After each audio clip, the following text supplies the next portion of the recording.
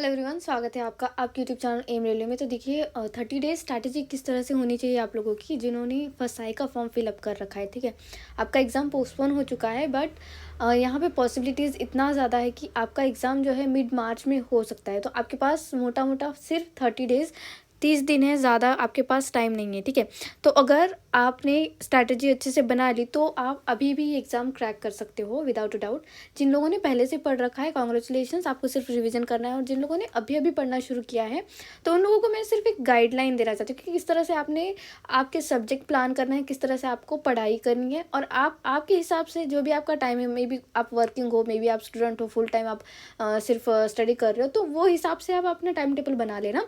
But एक बार जो है मेरा टाइम टेबल देख लेना। इसका वीडियो मैं कल आई थिंक 19 या 20 को जो है 25 तक, sorry not 25, I am sorry 20 जन तक जो है इसको मैं पब्लिक कर दूंगी।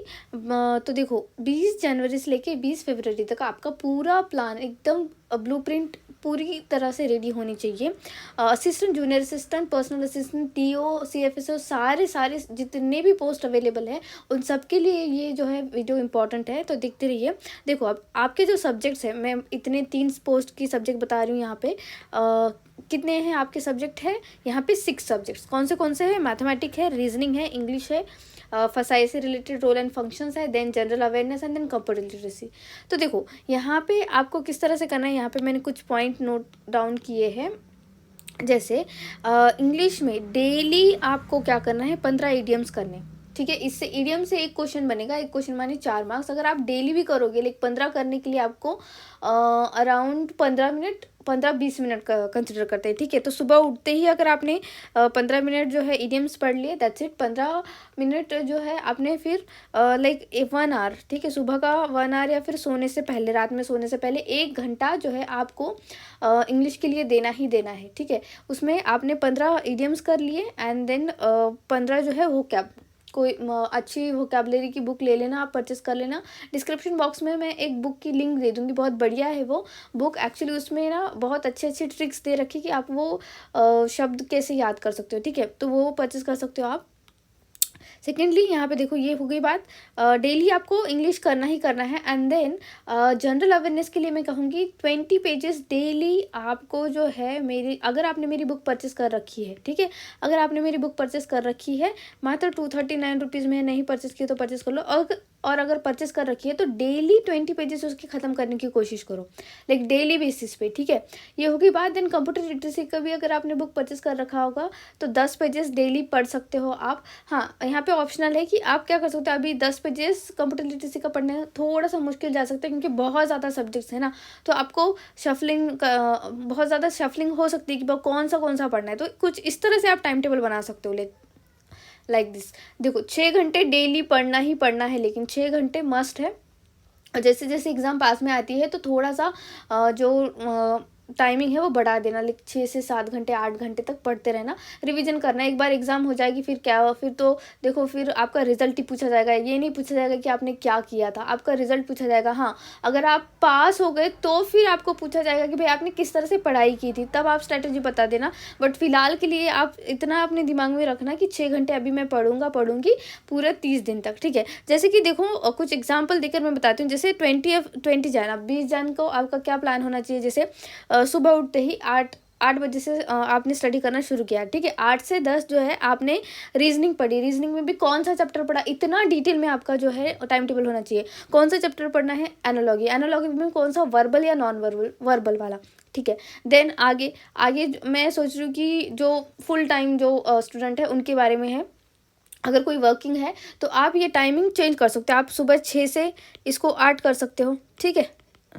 ठीक है, देन फिर ऑफिस का पूरा टाइम होने के बाद आप वापस आने के बाद 7 से 11 तक भी पढ़ सकते हो, या फिर 8 से 11 इस टाइम में भी पढ़ सकते हो। ठीक है, देन आपने हिस्ट्री चूज़ किया, यहाँ पे आप कोई भी सब्जेक्ट चूज़ कर सकते हो, मैंने बस एग्जाम्पल देने के लिए बताया है। हिस्ट्री में भी कौन सा टॉपिक पढ़ना है, इतना डिटेल लिखा हुआ होना चाहिए आपका। इंडस वैली सिविलाइजेशन, अच्छा वो कितने घंटे पढ़ना है, मुझे 2 घंटे पढ़ना है। तो मैं कभी भी वो टाइमिंग आपके हिसाब से, बट मैं यहाँ पे लिख चुकी हूँ कि 12 से 2 के दरमियान मैं इंडस वैली सिविलाइजेशन के बारे में पढ़ूंगी। और फिर उसके साथ ही साथ मैं उसके क्वेश्चंस भी देखूंगी PYP के। ठीक है, ये होगी बात। देन 1 घंटा मैं कंप्यूटर लिटरेसी के बारे में पढ़ूंगी। अब कहाँ से पढ़ूंगी? अगर बुक परचेस कर रखी हो तो मेरी बुक से पढ़ लो, अदरवाइज बुक नहीं परचेस की है, नोट्स बना रखी है खुद के, या फिर कोई बुक दूसरी कोई बुक परचेस कर रखी हो तो वहाँ से पढ़ लेना। तो उसके लिए 1 घंटा, उसमें भी कौन सा पढ़ना है आपको? उसमें भी पढ़ना है आपको MS वर्ड, ठीक है, MS वर्ड पढ़ लिया, दैट्स इट। फिर दूसरे दिन की बात आ रही है 21 जैन। 21 जैन में आप क्या करना है? सुबह सुबह जो है मैथमेटिक्स में भी कौन सा चैप्टर? परसेंटेज वाला चैप्टर आपको कंप्लीट करना है। उसके बाद फसाई का जो भी रोल एंड इनिशिएटिव्स है उसका 1 घंटा रिवीजन करना है। कहाँ से करना है? आपको एम रेलवे की जितने भी वीडियोस आपको प्रोवाइडेड कर रखे हैं वहाँ से करना है। देन आपने फिर से हिस्ट्री को यहाँ पे पिकअप किया 7 से 10, रात में 7 से 10 तक आप हिस्ट्री पढ़ोगे। तो हिस्ट्री में भी कौन सा टॉपिक पढ़ना है? अब पढ़ोगे आप द वैदिक एज, क्योंकि इंडस वैली सिविलाइजेशन तो आप कंप्लीट कर चुके हो, उसके आगे का पढ़ोगे, है ना। तो इतना डिटेल में जो है आपका पूरा टाइम टेबल बनना चाहिए। मैं यहाँ पे एग्जांपल इसलिए दे रही हूँ ये वाला कि आपको एक आइडिया आ जाए, एक ब्लूप्रिंट बन जाए आपके दिमाग में, और फिर आप अपने हिसाब से यहाँ पे टॉपिक लिख सको। क्योंकि देखो, मुझे नहीं पता ना कि आप लोगों का हिस्ट्री अच्छे से हो रखा है या नहीं, या आप लोगों का मैथमेटिक्स हो रखा है या नहीं। किसी का मैथमेटिक्स बहुत अच्छा हो सकता है तो वो सिर्फ 1 घंटा भी प्रैक्टिस कर लेगा, बहुत बहुत ज़्यादा है उसके लिए, 1 घंटा प्रैक्टिस कर लेगा, दैट्स इट। वहीं वो जो भी उसका पास टाइम है वो टाइम वो रीजनिंग के लिए दे सकता है, बाकी हिस्ट्री, ज्योग्राफी, पॉलिटी इसके लिए दे सकते हैं। तो आप आपके हिसाब से यहाँ पे सब्जेक्ट्स ऐड ऑन कर देना, ठीक है। मैं बस ये बता रही हूँ आप लोगों को, अगर मैं आपकी जगह होती तो मैं ऐसे पढ़ती, इस तरह से, मतलब इस तरह से आप समझ सकते हो। एक रेफरेंस के लिए मैं यहाँ पे बता रही हूँ आपको, ठीक है। तो देखो 22 जैन को मैथमेटिक्स पढ़े, फिर से परसेंटेज बहुत बड़ा चैप्टर है तो उसको 2 से 3 दिन लग जाते हैं, वो 2 घंटे पढ़ लिया। देन रीजनिंग में भी कौन सा टॉपिक पढ़ना है? अब क्लासिफिकेशन पढ़ना है, वो भी कौन सा? वर्बल, हाँ वर्बल वाला क्लासिफिकेशन पढ़ रहे हो, 12 से 1 घंटे में हो जाता है ये चैप्टर। देन हिस्ट्री में आगे क्या पढ़ रहे हो? जैनिज्म एंड बुद्धिज्म, क्योंकि आप जो है डायरेक्टली मॉडर्न हिस्ट्री में नहीं जा सकते, आपने पहले एंशिएंट हिस्ट्री ही पढ़ोगे आप, है ना, इसीलिए। देन आता है 23 जैन। अब तो 23 जैन को क्या है? संडे। तो यहाँ पे ऐसा है ना कि वर्किंग और नॉन वर्किंग सारे लोग जो है उनको पूरा दिन ऐसे मिल ही जाता है।